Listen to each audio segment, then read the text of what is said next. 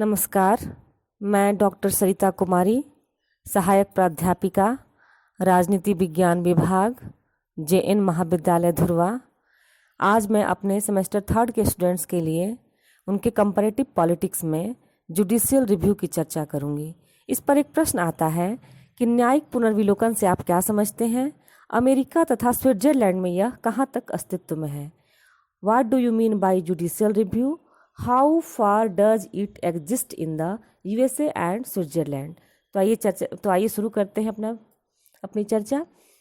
न्यायिक पुनर्विलोकन न्यायालय की वह शक्ति है जिसके द्वारा न्यायालय कानूनों की संवैधानिकता की जांच कर सकता है। न्यायिक पुनर्विलोकन न्यायालय की वह शक्ति है जो किसी भी कानून या सरकारी कार्य को असंवैधानिक घोषित कर सकती है और उसके प्रयोग को रोक सकती है।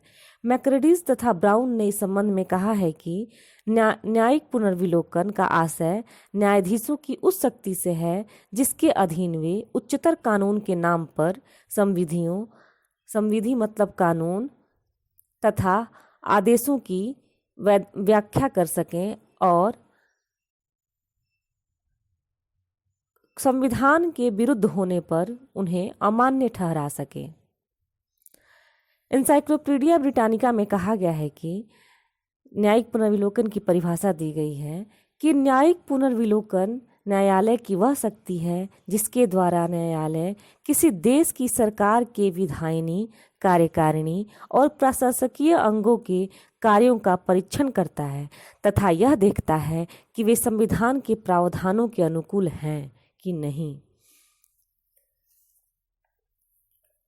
इस प्रकार न्यायपालिका को विधायिका और कार्यपालिका के कार्यों की जांच करने की शक्ति है।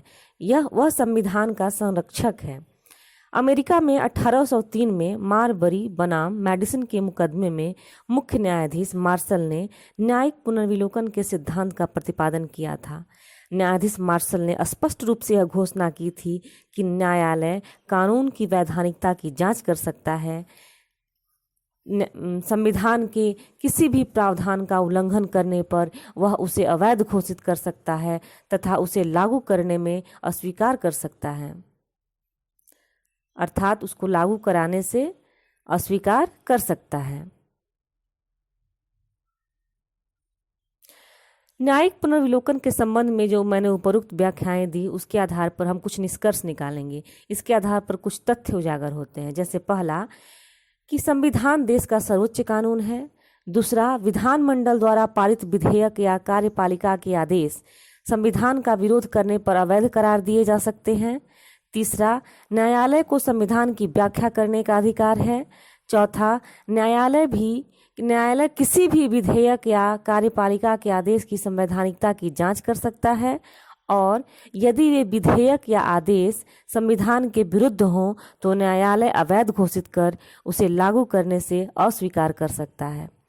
न्यायिक पुनर्विलोकन की कुछ पूर्व शर्तें होती हैं, जैसे उस देश का संविधान लिखित और दुष्परिवर्तनशील संविधान हो, स्वतंत्र एवं सर्वोच्च न्यायपालिका हो, पृथक निकाय के रूप में न्यायपालिका की स्थापना हो।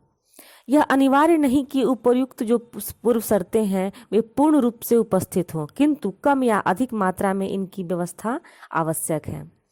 अमेरिका के न्याय व्यवस्था की सबसे बड़ी विशेषता उसका न्यायिक पुनर्विलोकन ही है।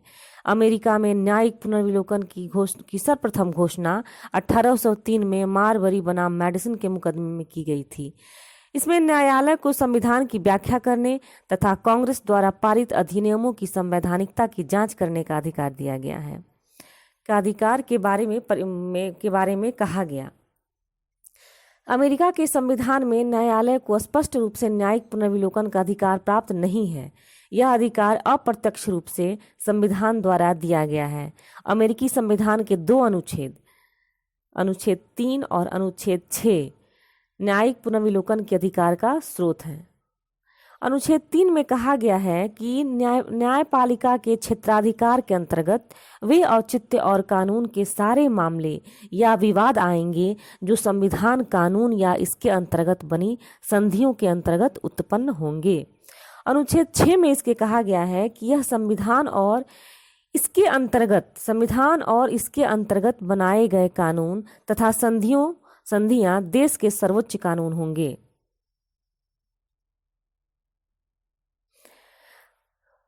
संविधान की ये दो धाराएं, अनुच्छेद 3 और अनुच्छेद 6, न्यायिक पुनर्विलोकन का आधार है।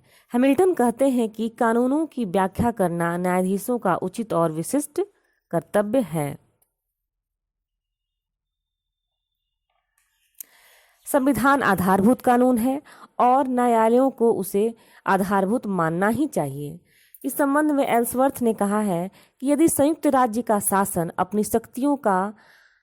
शक्तियों का सीमाओं का उल्लंघन करे तो संघीय न्यायाधीश संघीय न्यायाधीश जो कि निष्पक्षता बनाए रखने के लिए स्वतंत्र हैं, उसे अनियमित घोषित करेंगे।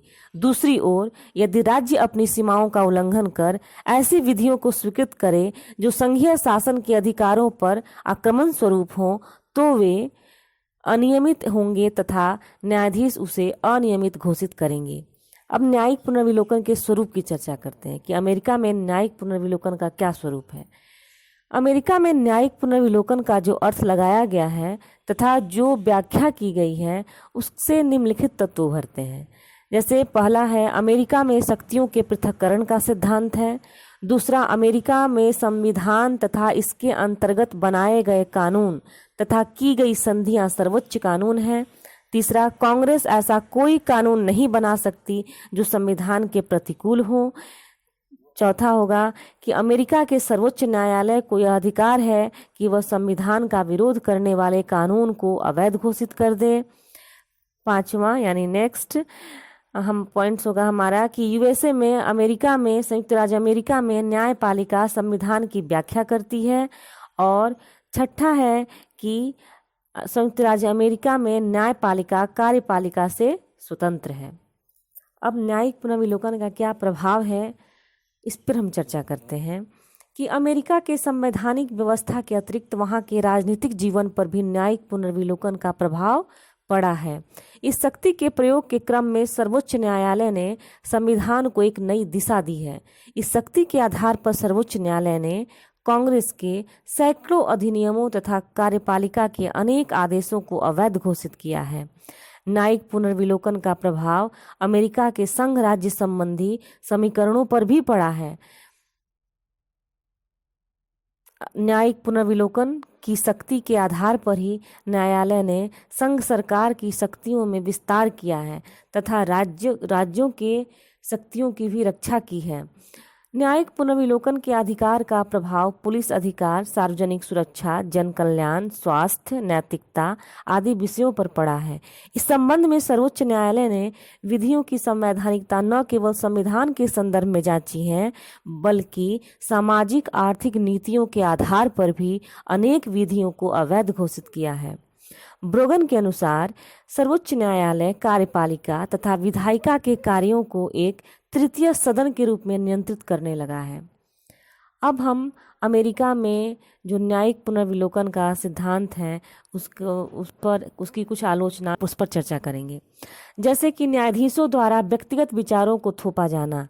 न्यायाधीश बिल्कुल वस्तुपरक तथा राजनीति से मुक्त नहीं होते। न्यायाधीशों पर भी समकालीन राजनीतिक, सामाजिक तथा आर्थिक स्थितियों का प्रभाव पड़ता है और वे अपने निर्णयों में उसे रखने का प्रयास करते हैं। दूसरी आलोचना है कि यह प्रगतिशील विधानों में अवरोधक है। न्यायिक पुनर्विलोकन के क्रम में कई बार सर्वोच्च न्यायालय ने प्रगतिशील विधानों को भी अवैध घोषित किया है, जिसके कारण अनेक सामाजिक आर्थिक विकास से संबद्ध कार्यक्रम ठप पड़ गए हैं। जैसे कि नेशनल रिकवरी एक्ट और कृषि आयोजन अधिनियम इसका उदाहरण है। लॉस्की कहते हैं कि सर्वोच्च न्यायालय के न्यायाधीशों ने सदा ही संपत्तिशाली वर्ग के हितों की रक्षा की है। तीसरी आलोचना है कि संवैधानिक आधार नहीं है। न्यायिक पुनर्विलोकन की शक्ति को न्यायालय ने हड़प लिया है, संविधान में इसका कोई प्रावधान नहीं है। चौथी आलोचना है कि निर्णय की त्रुटिपूर्ण प्रक्रिया है। सर्वोच्च न्यायालय द्वारा निर्णय लेने की प्रक्रिया त्रुटिपूर्ण है, क्योंकि यहाँ साधारण बहुमत के आधार पर निर्णय लिया जाता है, जिसके कारण अनेक असुविधाएं उत्पन्न होती हैं। पांचवी आलोचना है कांग्रेस के उपक्रम में हास हुआ है।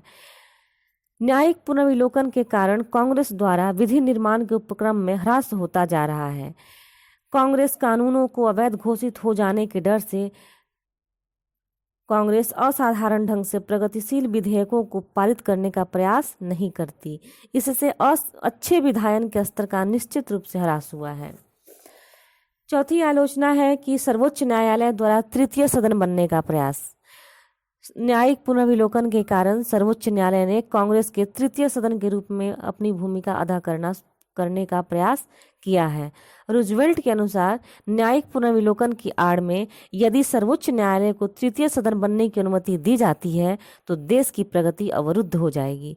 लेकिन न्यायिक पुनर्विलोकन ने अमेरिका की संवैधानिक संरचना के अंतर्गत विशिष्ट स्थान बना लिया है। इस शक्ति के कारण संयुक्त राज्य अमेरिका के सर्वोच्च न्यायालय विश्व का सर्वाधिक शक्तिशाली न्यायालय बन गया है। अब हम स्विट्जरलैंड में न्यायिक पुनर्विलोकन की शक्ति का विश्लेषण करेंगे कि स्विट्जरलैंड के न्यायालय को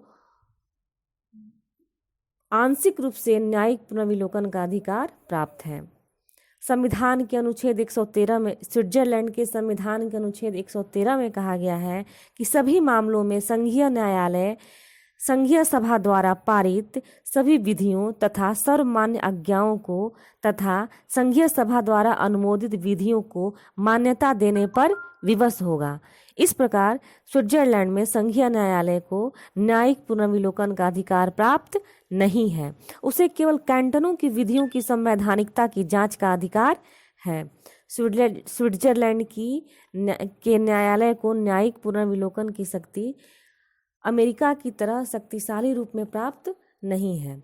अमेरिका और स्विट्जरलैंड की न्याय प्रणालियों में मूल अंतर यही है कि अमेरिका के सर्वोच्च न्यायालय को न्यायिक पुनर्विलोकन का अधिकार प्राप्त है, जबकि स्विट्जरलैंड के न्यायालय को न्यायिक पुनर्विलोकन का अधिकार नहीं है। स्विट्जरलैंड में प्रत्यक्ष प्रजातंत्र में न्यायिक पुनर्विलोकन के सिद्धांत का कोई अर्थ भी नहीं है। स्विट्जरलैंड के प्रत्यक्ष प्रजातंत्र में न्यायिक पुनर्विलोकन का सिद्धांत कोई अर्थ नहीं रखता। इस प्रकार इस विश्लेषण से स्पष्ट होता है कि संयुक्त राज्य अमेरिका का न्यायालय स्विट्जरलैंड की न्यायपालिका की अपेक्षा अधिक सशक्त है, क्योंकि उसे न्यायिक पुनर्विलोकन का विस्तृत अधिकार प्राप्त है, जबकि स्विट्जरलैंड में ऐसा नहीं है, उसे सीमित अधिकार प्राप्त है। उसे सिर्फ कैंटनों की विधियों की संवैधानिकता की जांच का अधिकार है। इस प्रकार यह पूरा न्यायिक पुनर्विलोकन के साथ संबंधित यह पूरा क्वेश्चन पूरा हुआ। धन्यवाद।